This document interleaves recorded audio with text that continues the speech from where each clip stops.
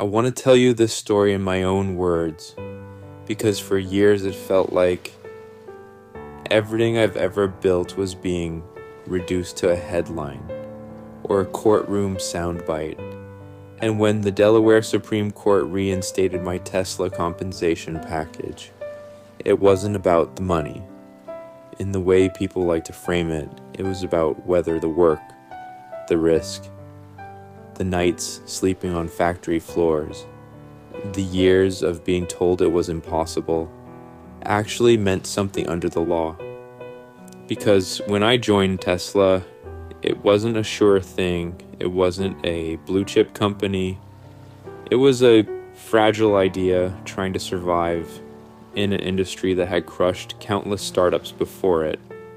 And the pay package that caused so much controversy was designed at a moment when failure was still very much on the table, when bankruptcy was a real weekly concern and the deal was simple and brutally transparent. No salary, no cash bonuses, no guaranteed payout, only value created for shareholders through milestones that many people openly mocked as unrealistic or delusional. And I accepted that because I believed in aligning incentives completely, because I wanted to win or lose alongside everyone else. And then years later, after Tesla had grown into something far beyond what critics imagined, after we pushed electric vehicles into the mainstream and rewrote assumptions about energy, manufacturing, and software, that agreement was challenged as if it were some kind of trick, rather than an open bet placed in plain sight. And when the lower court ruling came down against it, I won't pretend it didn't sting. Not because of personal wealth, but because it suggested that long-term vision and extreme execution could be retroactively punished. That success itself could become evidence against you.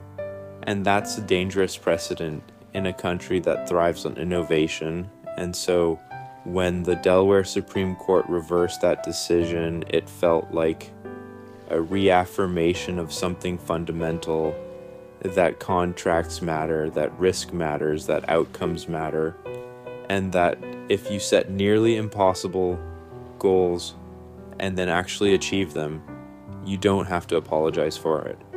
Because the value created wasn't theoretical, it was real. It showed up in market capitalization, jobs, technology, and an entire industry being forced to change direction. And I think people forget that nothing in that package was guaranteed. Every tranche depended on execution, and if Tesla had failed, I would have walked away with nothing, zero. And that asymmetry is the part critics rarely emphasize. And this ruling wasn't about validating me as a person. It was about validating a model of leadership where compensation is earned through results rather than optics. And I hope founders, engineers, and builders see this as proof that the system can still recognize extraordinary effort when it's paired with extraordinary outcomes. Because building something new is hard, it's lonely, it's risky, and it requires ignoring a lot of noise. And this chapter reminded me that while the road is never smooth, persistence combined with a clarity of purpose can still cut through even the most complex legal and cultural storms. And I'm still here doing what I've always done, focused on building the future, because that was always the point. I'll continue because the story doesn't end with a ruling. It keeps going the way everything I've ever worked on keeps going forward under pressure. And what people often miss is how much emotional energy it takes to keep believing when institutions, commentators, and sometimes even your own allies start questioning your motives. Because when you're building at scale, every decision becomes symbolic to someone. Every success is reframed as excess, and every failure is treated as proof you never should have tried. And during the years this legal fight dragged on, I was still waking up every day thinking about production lines, battery chemistry, autonomy, AI, rockets, and how to make humanity more resilient. And yet there was always this background noise suggesting that the very agreement that helped drive Tesla's transformation was somehow illegitimate after the fact. And that's a strange feeling, to be judged not for what you promised, but for what you delivered. And I kept asking myself what message that sends to the next person willing to bet their reputation and sanity on something hard, because if the rules change once you succeed, then the incentive is to aim lower, to be safer, to not challenge entrenched systems. And that's the opposite of progress. And when the Supreme Court stepped in, it wasn't just correcting a technical error, it was restoring consistency. It was saying that ambition isn't a crime, and that alignment between leadership and shareholders isn't exploitation when everyone knew the terms from day one. And I think about the employees who joined when Tesla was laughed at, the investors who held through volatility that would make most people panic, and the customers who believed in a future that didn't exist yet. Because this decision respects all of them too. It acknowledges that what we built together was the result of shared risk and shared upside, not some backroom maneuver. And personally, it reinforced something I've always believed, that if you're clear about your intentions, if you put everything on the line, and if you execute relentlessly, time eventually sorts out the truth, even if the path there is exhausting and messy. And I am not naive enough to think this ends criticism or controversy. It never does, but it does free up mental space. It removes a cloud that hung over years of work, and it lets me refocus on the things that actually matter, like scaling sustainable energy faster, making autonomous driving safer than human driving, pushing AI toward usefulness rather than stagnation, and continuing to take risks that don't make sense on paper until suddenly they do. Because history doesn't remember who played it safe, it remembers who tried, who failed publicly, who stood back up, and who kept going even when success itself became something they had to defend. And if there's one lesson I take from this chapter, it's that building the future requires not just engineering and capital, but resilience against misunderstanding. And I'm still willing to pay that price, because the alternative is standing still, and standing still has never been an option for me. And as I look ahead from this moment, I think about how quickly narratives harden into myths, how easy it is for complexity to be flattened into slogans, because it's simpler to argue about numbers than it is to grapple with what it actually takes to bend reality at scale.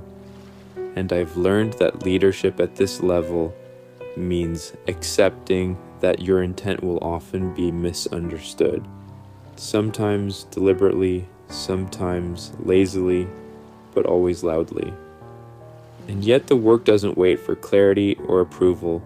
The factory line doesn't stop because a lawsuit is pending. The engineers don't pause innovation because a headline is trending.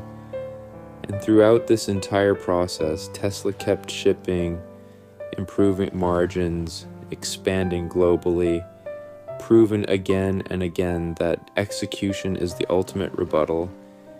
And when people ask me what this ruling really means, I tell them it's a reminder that long-term thinking still has a place in a world obsessed with quarterly optics. That if you commit to outcomes instead of appearances, you might endure more turbulence, but you also create more value. And I think about how rare it is to design a compensation plan that explicitly says if you don't deliver, you get nothing. And then to actually deliver at a scale that redefines an industry, because that kind of symmetry between promise and performance is uncomfortable for systems built around incrementalism, and maybe that's why it faced so much resistance, because it challenged not just a contract but a mindset.